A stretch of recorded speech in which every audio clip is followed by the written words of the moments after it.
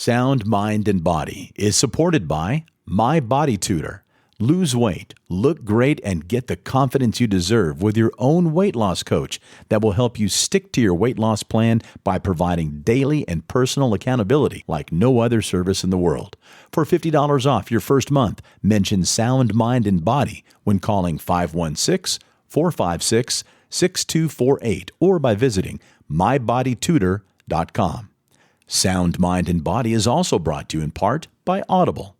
Get a free audiobook download and 30-day free trial at audibletrial.com/inbound.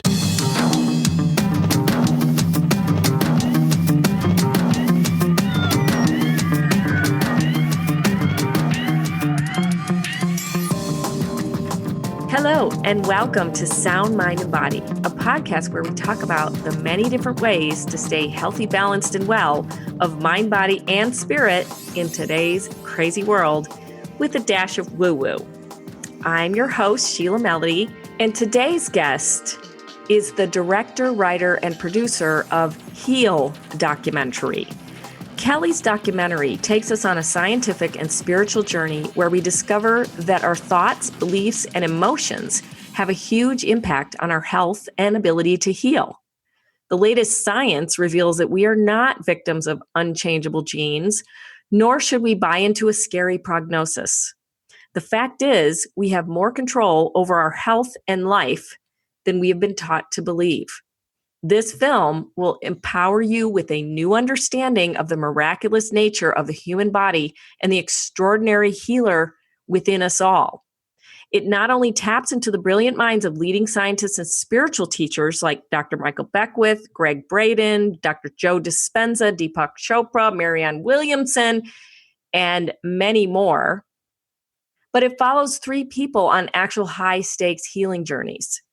Healing can be an extremely complex and deeply personal, but it can also spontaneously happen in a moment.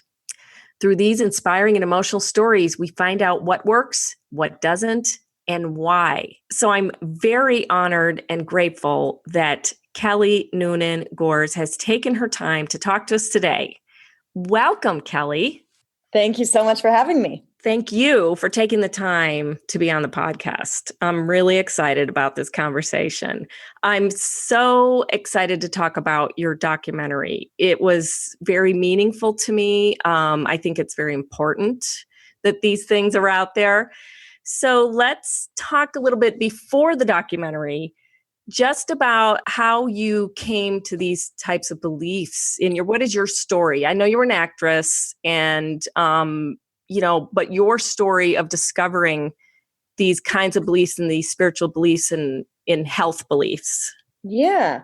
I don't know where it came from, but I've always kind of been curious of how things work and and how the universe works, or how, I was raised Catholic. Both grandparents on both sides were churchgoers and Irish Catholic, and my parents were both churchgoers. And so I would go to Sunday school. And when it came time to come for confirmation, I was like, do I have to confirm Catholicism today, or can I explore other religions and see what fits best? And my parents were like, okay.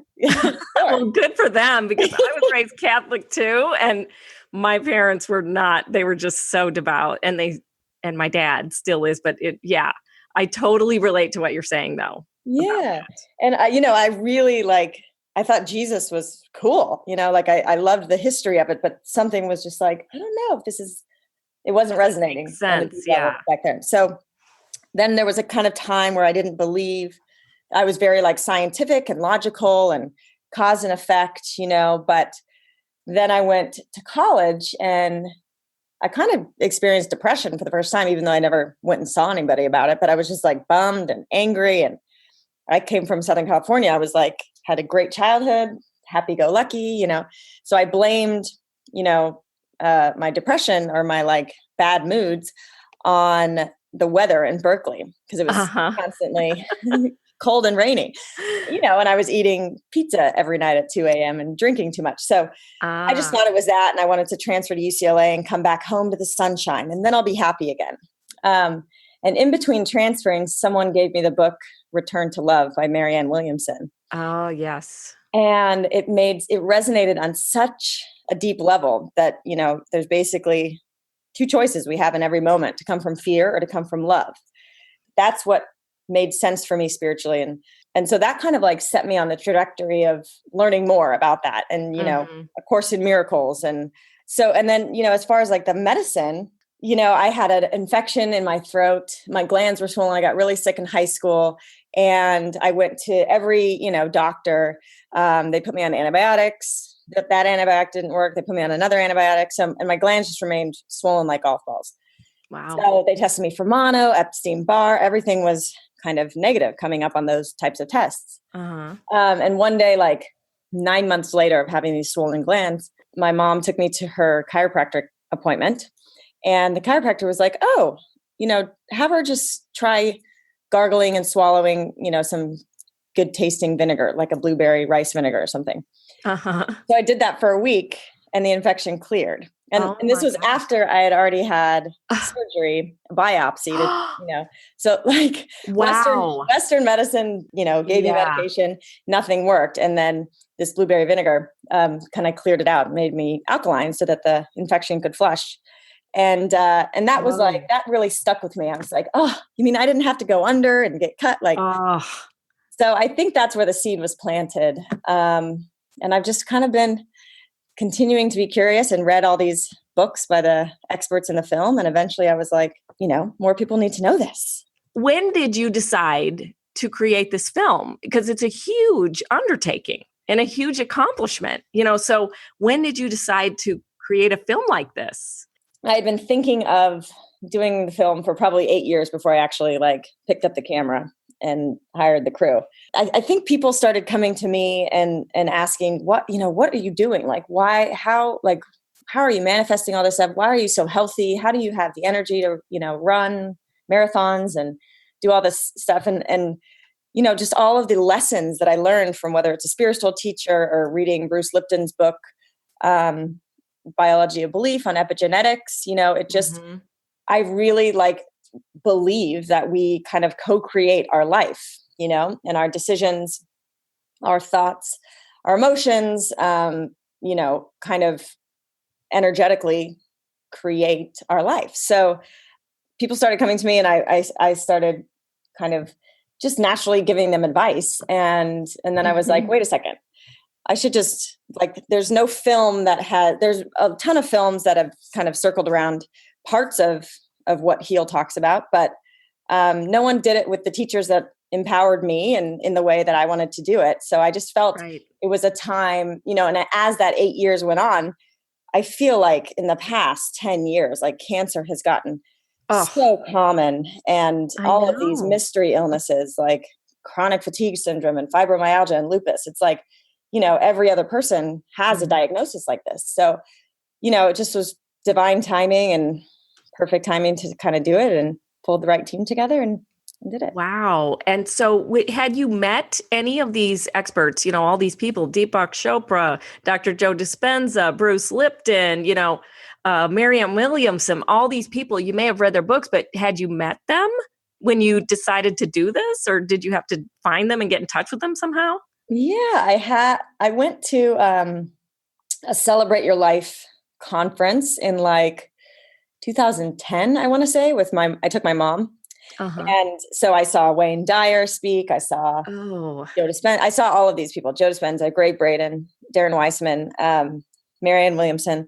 So I saw them speak, but I didn't meet any of them. Mm-hmm. Then once I started getting closer to having my vision and feeling really ready to kind of birth it, I went to Maui to a writer's conference with Wayne Dyer and Anita Moorjani. I had read Anita's book and I was like, oh my gosh. Oh, yes. This shows what is possible with the physical body, Well, for the listeners, I just want to briefly say Anita Moorjani, if you look her up, she has an incredible story about literally coming back from being hours from, you are dying, right? You're going to die. Everybody was preparing for her to die. And she had a spontaneous healing. She had a spontaneous healing. So it's an incredible story. So anyway, go back to your story. Exactly. She embodies what is that. It's never too late. There's always hope, I think. Yes. So I made a point to meet both of them because, I didn't know that Dr. Dyer would do someone else's documentary. I know he was in his own, but I was just like, you know what? It's my dream to have, work with him and speak with him. So I connected with both of them. And then unfortunately he passed away before we set to film. But oh, wow. I know. But so they were kind of the first I connected with. And then of course, I went to Agape International Spiritual Center with, Reverend Dr. Michael Beckwith. Dr. Michael Beckwith for many years. So it was, even though I didn't know him personally, it was kind of easy to connect there. And then it just all kind of, they all kind of run in the same circles. So yeah. Wow. So I just saw Dr. Michael Beckwith speak at an event here in LA a couple weeks ago. And I just have to say his energy was so, you could physically feel the vibration raise, Yeah. And I just really believe in that. I really believe in that vibration, the feeling. It's like when, just on a day-to-day basis, being aware of, do people uplift you or do they bring you down, or how do you feel around people, or how are you making feel? But what are you bringing into the room? Exactly. And he just like, wow. I was just like, wee, like I flew out of there. So the other most important thing is because you follow a few people who actually have very serious diseases. How did those people come into play? I kind of had an idea. I wanted to, at the outset, I figured I was just going to interview the experts and then follow a couple of people, 2 or 3 people actually going through something that most people think is, incurable or, gnarly. So I wanted to follow someone with cancer because cancer, again, is far too common these days. And then I wanted to follow a child. I think the intention was a child with autism because, again, oh yes, prevalent. And then I wanted to focus on like more mental. So I was looking for a veteran with PTSD. And then, the whole project took on a life of its own. It just kind of flowed in this. There was an energy behind it, which was so helpful to me. But some of those intentions, we did film a young boy with autism, and his mother didn't want to put him on medication, didn't feel right about the traditional treatment plan and his, prognosis. So she researched all on her own, and she wrote a book called Healing Without Hurting. So unfortunately, in the grand scheme of the film, as you see, it's like there's a lot in there. Yes. And so ultimately that storyline didn't make the cut of the film. But and then as far as PTSD, we just never synced up with the right person. The right person, yeah. But we did meet Patty, who did the EFT, the tapping on Eva, the woman with the skin condition, right? Through that process. So it was like we went on a process. We just kind of like went through this flow, and where there was a no, it led to another yes. Yeah. I was really just trusting whatever came across my path. Maybe there's enough stuff for heal too, because I think, there's a lot of things to cover. There's so much. And the tapping thing, that with the girl who had the skin condition, I felt like that was one of the moments too in the film where she was tapping, the therapist was doing the tapping, which I thought was very interesting. I, learned about the tapping, but I feel kind of funny doing it, and to have a therapist do it and to be repeating things that you should be saying, it seemed a more powerful way to do it because it's almost like there's some intuition involved. There's intuitive healing involved. And I felt like she really struck a deep chord with with the girl. But it just was so deep that I don't think she could, get beyond it. I think that's I don't know. Exactly. And the way that, her story, she was so brave to share her story and her, emotional trauma from her childhood and how that she developed into like kind of a go, and take care of everybody else because, no one really ever took care of her. So she's just grew up taking care of everybody else. And a lot of emotional trauma there, which was evident in the film, but it was it was so awesome that she was just so willing to go there and I know. be vulnerable and open up and share. But I think, yeah, it definitely cracked open. But sometimes, healing is very complicated, and some people can heal spontaneously in an instant, like Anita. Some people, it might take a couple years because the emotional trauma runs so deep, or whatever it is. I mean, there's no cookie cutter experience, There are kinds of different, practices and therapies and things, to get to that subconscious level. And on the other hand, the girl who had the cancer, that was very profound too. I mean, what struck me was that because she had stage 4 cancer, correct? Correct. And through going, to see this therapist, and she went the route of doing chemotherapy, she really didn't have a choice. It was like, either you do this or, come on, you have stage 4. Like at some point, sometimes it's a little too late for those natural, I don't know. It's all up in your head, I guess. Yeah. But she, instead of thinking, oh God, this is horrible, I have to do horrible, poisonous chemotherapy, she was thinking, this is healing me. This is healing me. This is healing me. Right. It's reframing and adding, giving new meaning to things, because they show scientifically, and that's why the placebo is such a profound effect, is because we are believing that a certain substance is going to produce a certain effect, and we're believing and expecting that. And so if we can kind of reframe our belief and expectation around chemo, rather than having it, be poisoning us and we're going to get sick, we're going to lose our hair, rather than focus on that story, tell yourself a new story. And that's what she had, that spiritual psychologist to help her through that process of, no, this is a healing elixir. It's targeted medicine. It's only going to get the cancer cells. The rest of my tissue is intact.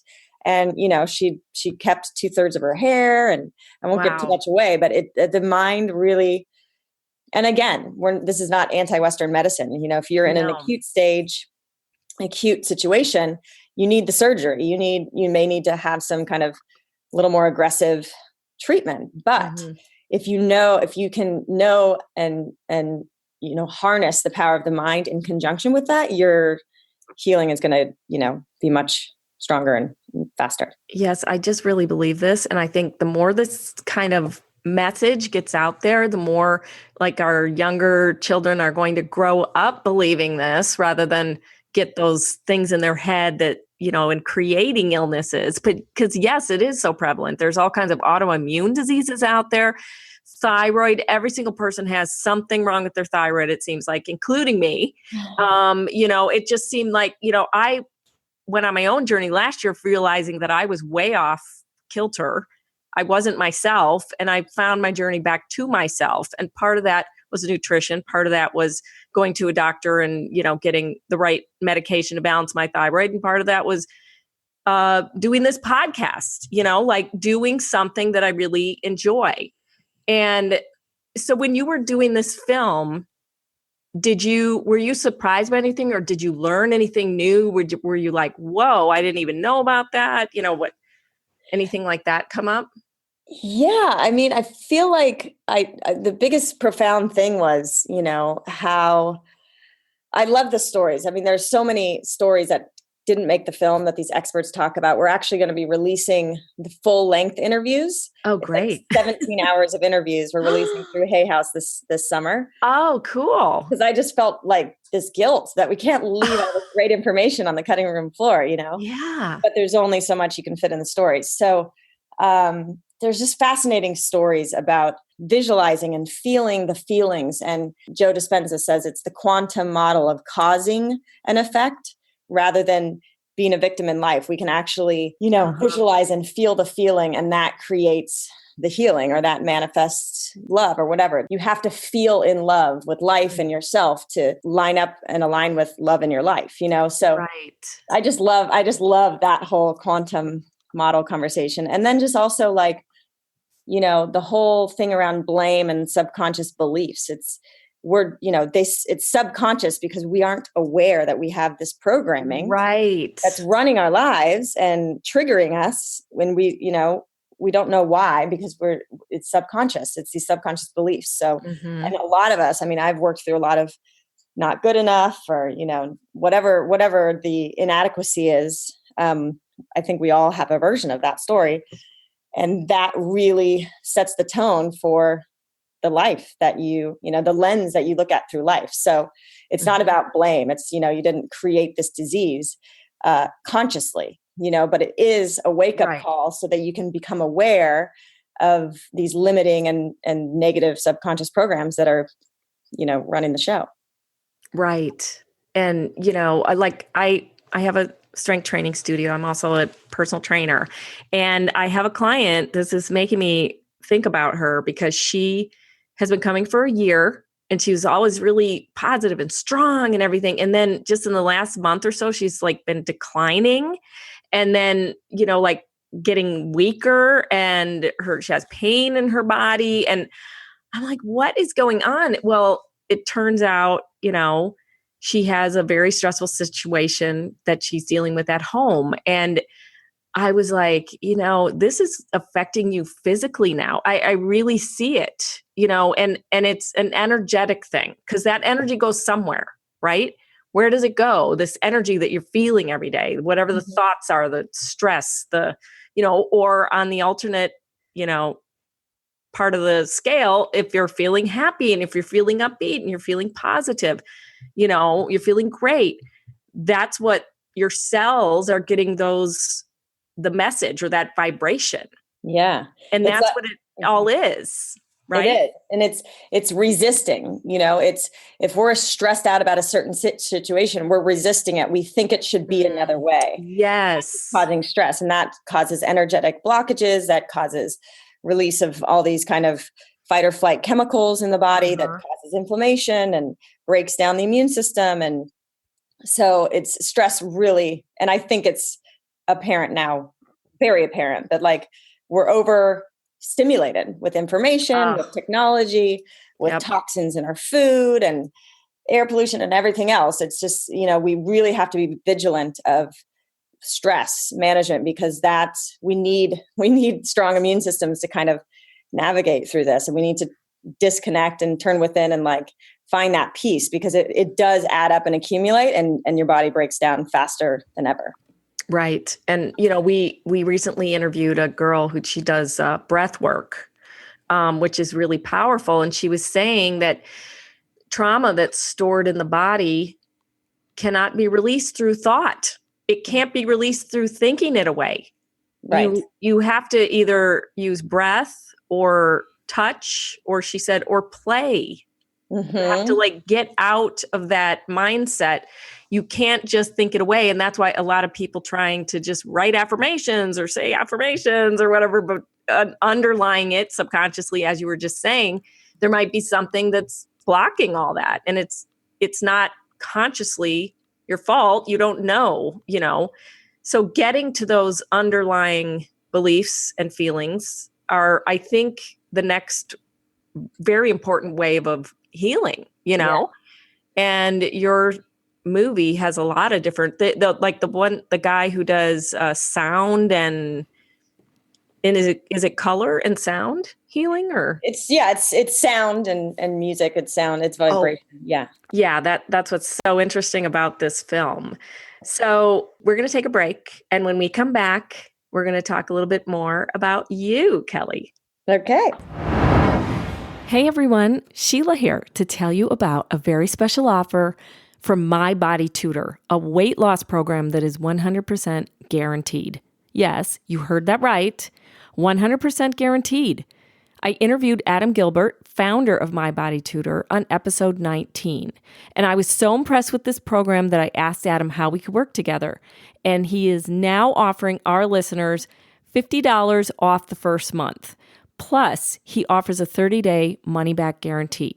So you really have nothing to lose except some of that stubborn weight. And you want to lose those few pounds, right? I certainly did. I signed up, and after 1 week, I lost 2 pounds. I'm so excited. So try it. Go to mybodytutor.com and sign up. Tell them Sound Mind and Body referred you, and you will immediately be credited $50. Or go to the show notes on this podcast, and the link will be there. And it's also on my website, soundmindbodypodcast.com. Let me know if you're signing up. We'll do this together. mybodytutor.com. Hey, it's Tim Edwards with the Inbound Podcasting Network and producer of Sound, Mind, and Body. Just the fact that you're listening to the Sound, Mind, and Body podcast tells us that you enjoy consuming your content through your ears. Now, if you're a podcast listener, you're a perfect fit to enjoy audiobooks. So for you, our listeners and official members of Sheila's woo-woo community, Audible is offering you a free audiobook download and a free 30-day trial to check out their awesome service. Give it a shot. You've got nothing to lose. It's absolutely free for 30 days, and you get a free audiobook to keep even if you don't continue with the subscription. Support Sound, Mind, and Body by visiting audibletrial.com/inbound. That's audibletrial.com/inbound. We'll include a link in the show notes, or just click the Audible banner at soundmindbodypodcast.com.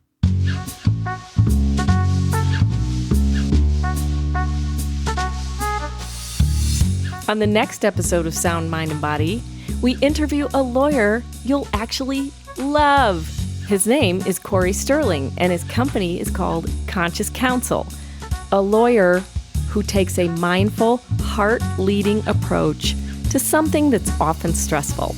There were a lot of inefficiencies I found in the way that people were dealing with lawyers. So as you mentioned, it's a bit of an archaic industry. And on top of that, it's something that has always been done the same way. There are certain precedents and so a precedent is a document that basically is a template that everyone will use moving forward.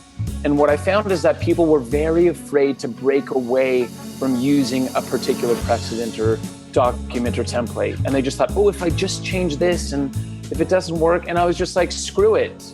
Let's communicate openly and honestly.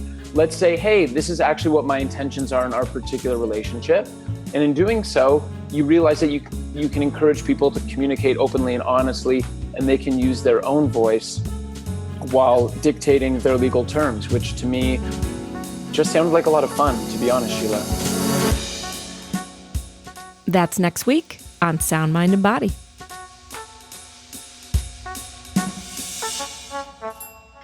Okay, we're back and we're talking to Kelly Noonan Gores, who is the producer, director, and writer of the Heal documentary. So Kelly, before we go to you, I wanted to ask if you can tell us, how can people see the film? Can you still host a screening? How can people get to this film? Because it's amazing. Thank you.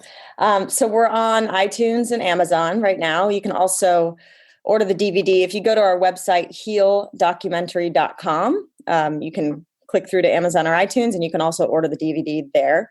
It's also on Vimeo, I believe. And we are working on Netflix or Amazon Prime. We're kind of hoping to finalize one of those in the next week or so.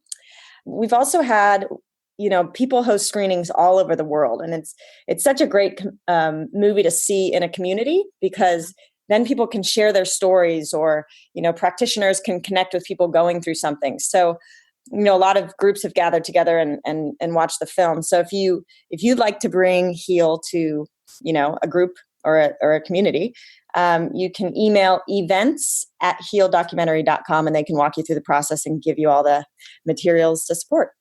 Wonderful. That's so great. Yeah. Share the love. Share the love. This is a very important documentary for everybody to see.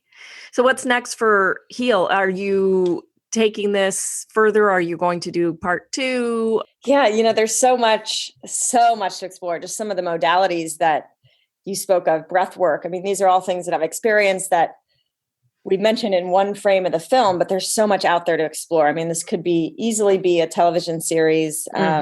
Yes. Heal 2. It's just really hard to go in depth on any subject in one film. It would have to be kind of a singular subject film. But we may do Heal live events where people can come together and experience some of these healers. Oh, cool. And speakers to have more of an experience for a weekend. A lot of the experts like Joe Dispenza, he does a workshop for people who can go on these meditation retreats that are very powerful. And Rob Worgan, the energy healer. So they all kind of do it on their own, but we may bring people together so they can get more of a holistic, experience, Right. which would be That cool. sounds wonderful. I'll go. Yeah. Where do I sign up? I'll let you know. And then, we're the next step is I'm going to write the heal book, because a lot of people want a tangible, where they can just go to that one lesson that they want to sink in and learn more about the placebo effect, or the 9 essentials, that Kelly Turner found in her research for cancer and radical remission. And the book will allow me to kind of fill in a little more in depth of what some of the experts said, that didn't make the film, but kind of fill out the message a little bit more, Oh, that sounds wonderful. Yeah. So what's the potential release date for that? Probably we're going to try and go as fast as we can. So maybe December or January. Oh, wonderful. Yeah. That's good. If all goes well, if all flows well. I'm sure it will. So let's talk a little bit more about you. So obviously you have these, beliefs, but how do you stay of sound mind and body in your personal life? Yes. Great question. I definitely meditate. I mean, meditation has changed my life, but I'm not rigid about it. I learned transcendental meditation originally, which is, ideally they want you to meditate 20 minutes in the morning and 20 minutes in the afternoon. And they give you a mantra, and it's a mantra-based meditation, which I love. But I also sometimes, don't have anything in me. So I want to lie down and stick in some headphones and listen to a guided meditation. Or I went to the Chopra Center and learned primordial sound meditation. Oh. So they give you a mantra based on your birth time and all these universal tones. It's wild. Oh my gosh. So, but I really feel the effects, and it just creates space in your mind. It relaxes, it takes you out of fight or flight. And it just creates space. So I'm less reactive during the day, and I have more capacity to not get triggered and to kind of handle what life throws at you. Like the pothole I hit on the way to acupuncture this morning that just exploded my tire. Oh my gosh. Are you kidding? Oh, I know. But, Oh no. Yeah. But you just learned to kind of go, okay, take a deep breath. It is what it is. There may have been a curse word or two, but then you let it go. You don't stew in it. You realize the effects aren't going to help the situation. So, right. Quicker. You get to that place quicker. Exactly. You let go quicker. So yeah. And then I also really feel like gratitude is the most powerful kind of game changer when it comes to changing a situation or a mood, or, you can change your energy by just thinking about things you're grateful for, or it's a fun kind of manifestation exercise to write down things you're grateful for that actually do exist, and then write down things that you would like to have experience in your life as if they already exist. And you kind of mix it in, and you're kind of, it's almost childlike, you go back to using your imagination in a positive, creative way, where a lot of us don't realize that we're constantly using our imagination when we're worrying. We're imagining a future that we don't want to happen, but it hasn't happened yet. We're using our imagination completely backwards. Why don't we imagine and visualize what we do want to happen? I love that. So just, to kind of be aware of that. So gratitude, and then getting into nature as much as possible, even if it's just walking in my lawn in the backyard and sitting in the sun for 20 minutes, or jumping in the ocean in Malibu, even if it's freezing cold, connecting with that with nature again is really calming for me. I love that. What's a favorite sound of yours? I think my favorite sound is anything to do with water, like either rain, because we don't get it that often here in LA. I'll sleep to kind of like a noise, app that has rainstorms. I also love the ocean. I'm an ocean baby. So crashing waves, it's a good one. Yeah, anything with water, running water, a fountain. I love that. Oh, I love running water too. And it was so nice having that rain on Saturday. I loved it. So good. It was a great day. California's thirsty. Yes. What's a favorite memory? Favorite memory. I love whales and Ooh. dolphins. So just going to Maui every like winter, spring to see the whales and just to me is the best thing ever. So, and I have the whale watching people that we usually go, they'll have like a dry 2 weeks and then I'll get on the boat. I'm like, no, I'm the whale whisperer. They're going to come. And sure enough, we get like jumping whales all around us and they're like, you need to come on every tour. Oh my gosh. Yeah. Sounds beautiful. I love whales. Okay. So what's a favorite place? Well, I guess it'd be back to Maui. I love Maui. I love Hawaii. So magical. I also love Australia. But I think I have to say Maui. Okay. Place, yeah. Maui's beautiful. Mm-hmm. All right. So the final question, what's the most woo-woo thing you've ever done? Oh my. Okay. I know you told me this ahead of time, but I was like, oh, the answer will come. I tried ayahuasca. Oh, wow. Really? It was super intense. Oh my gosh. It's so crazy. That's so scary to me. It's scary.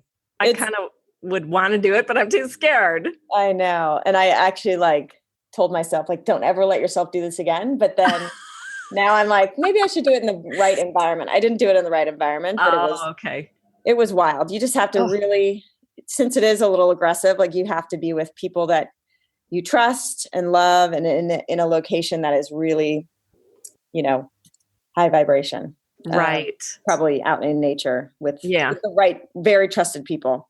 Yeah. Because it's just, it's hardcore. Mind blowing. It's not scary health wise, but it was it's just intense. It's very intense. I'm a little too scared. So for those who don't know, ayahuasca is plant medicine. And it's fascinating to me because, there's millions of combinations in the Amazon jungle of plants, and ancient cultures long ago found that mixing the bark of this one plant, and, I'm not saying it as knowledgeably as I should be, but it's these two different plants and trees that they mix together and it creates this powerful transformative medicine. They call it Ma or mother. And she, people have gone down to Peru and done ayahuasca for a weekend, 2 days in a row, 2 ceremonies, and cured cancer. I mean, they cure addictions. A lot of people cure addictions. So it's, it's kind of, you purge physically. A lot of people, actually purge stuff out of their physical body. Wow. And then mentally, it's a little, there's little hallucinations, but people come out with major insights and change their life course. A lot of people, swear by it. And I think I just took it in the wrong environment, but I was eager to try it. So, Yeah, I've been hearing about this place in Costa Rica called Rhythmia. Have you heard of it? Of course. So that's a place where they will, in a guided, it's kind of like a protected, sacred kind of place. And it's like a spa and a really nice place otherwise, where you can do all this other stuff. Another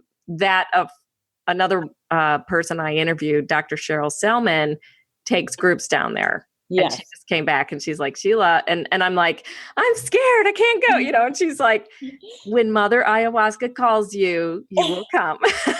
So true. I'm like, she hasn't called me yet. Okay. Ring, ring. Yeah, no, Rhythmia would be a great place to try it, I think, the first time. Yeah, it sounds beautiful. Well, I can't tell you how thankful and grateful I am for you to take the time to be on this podcast. And it's been such a pleasure talking to you, Kelly. Thank you for having me. Yeah, you're awesome. It's great to be on. Well, that was a very interesting interview, don't you think? Thank you again, Kelly. So, do you have a healing journey? Do you have something that comes to mind after hearing this interview with Kelly and realizing that our thoughts have a lot to do with our well-being? Let us know. Email us or send us a voice memo to podcast@soundmindbodypodcast.com. And thanks for listening. Please subscribe if you haven't already. And if you like the podcast, give us a review on iTunes. It really helps new listeners find us. Thank you to our guest, Kelly Noonan Gores, and to our producer, Tim Edwards, and the Inbound Podcasting Network. Get in touch. I'm on Instagram @Sound Mind Body Podcast, or find us on Facebook or the web. Search for Sound Mind Body Podcast. I'm Sheila Melody. Join us next week as we explore, enlighten, and evolve.